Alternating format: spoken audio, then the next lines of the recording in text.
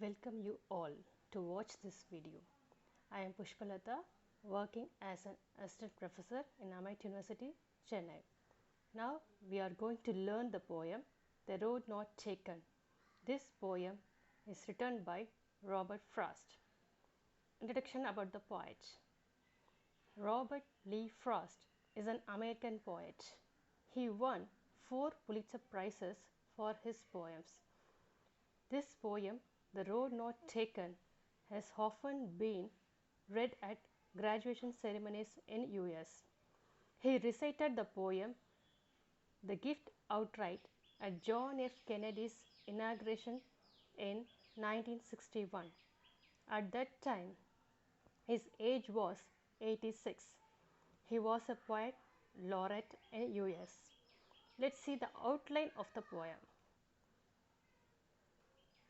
Through this poem, the poet conveys to us that what we are doing today, it will reflect tomorrow in our life. This poem contains 4 stanzas. Each stanza has 5 lines. Let's see the poem. Stanza 1. 2 roads diverged in a yellow wood, and sorry I could not travel both, and be one traveler long I stood, and looked down one as far as I could, to where it bent in the undergrowth. See the word yellow wood. Wood means forest. Yellow refers it's an autumn season. The poet was walking through the forest where he saw 2 roads. He was saying that he could not travel in both the paths. He has to choose any one path to continue his journey. He stood there itself and thinking which path to choose. Like this, we also come across the same kind of situation in our life while taking decision when we have several options in front of us. See the word undergrowth, which means the forest is very dense. Let's see the second stanza. Then took the other as just as far, and having perhaps a better climb, because it was grassy and unwanted wear, though as far that the passing there had warned them really about the same. The poet decided and started his journey in a path. The path was a grassy one, which means the path is used less.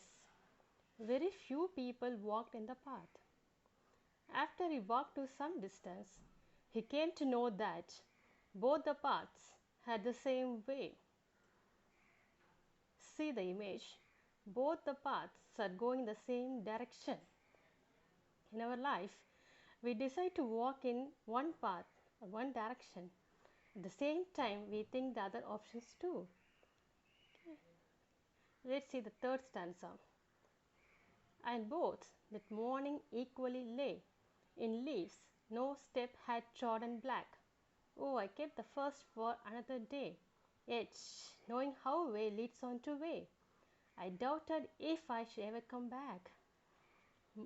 See the word morning. During morning time, he saw that both the paths are similar. Green leaves spread everywhere, which expresses that nobody used that way. The next day, the poet likes to go the another path, but it's impossible. He couldn't return in the journey. Similarly, in our life also, once we decided to travel in some direction, there's no option to return or to change the path. See the next and last stanza. I shall be telling this with a sigh. Somewhere ages and ages hence, 2 roads diverged in a wood, and I took the one less travelled by, and that has made all the difference. See the word sigh. The poet took deep breath and said that sigh means deep breath. The poet took deep breath and said that I chose the path where few people only traveled. Hence refers future generation. In future, the people may say that I took the path, that is the poet, I took the path where less number of people used. The poet says to us that what we do today, it will reflect in our future. Today's happenings decide tomorrow's situation.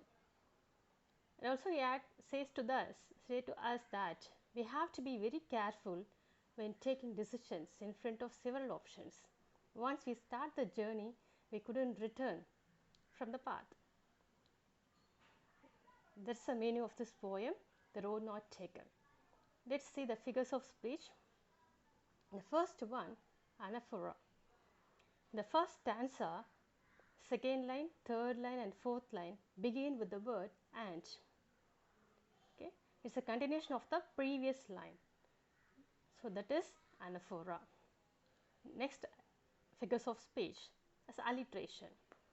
The same letter used repeatedly in the same sentence is known as alliteration. In the second stanza, we have the words wanted where. The first letter of wanted is W and where W.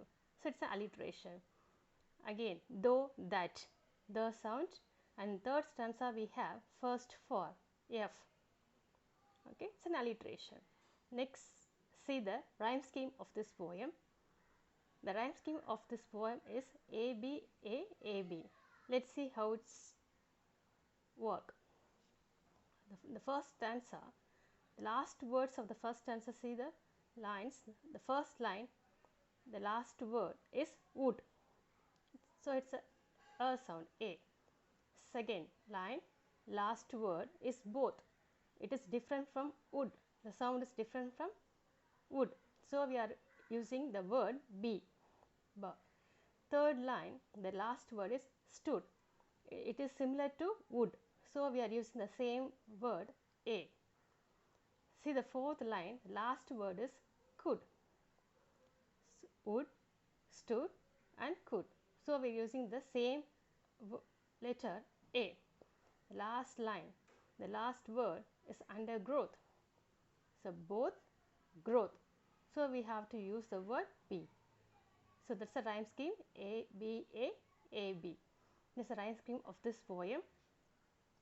I hope you enjoyed this video. Thank you for watching.